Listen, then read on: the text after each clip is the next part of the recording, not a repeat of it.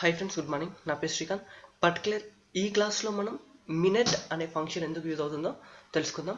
ఓకేనా? చూడండి, నేను ఆల్రెడీ కొంచెం డేటా అనేది ప్రిపేర్ చేసుకున్నాను. సో నెక్స్ట్ న్యూ కాలం క్లిక్ చేయండి. న్యూ కాలం క్లిక్ చేసిన తర్వాత నెక్స్ట్ మినిట్.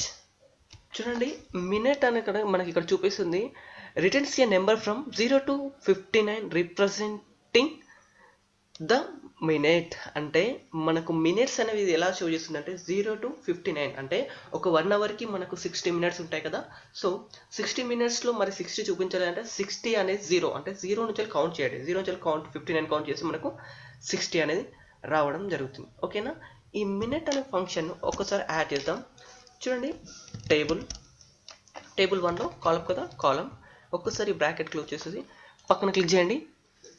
చూడండి, ఇక్కడ మనకు మినిట్స్ అనేవి 888 వచ్చింది. ఇక్కడ మనకు మినిట్స్ ఎన్ని ఉన్నాయి? ఇది హవర్ అంటారు, ఇది మినిట్స్, ఇది సెకండ్స్.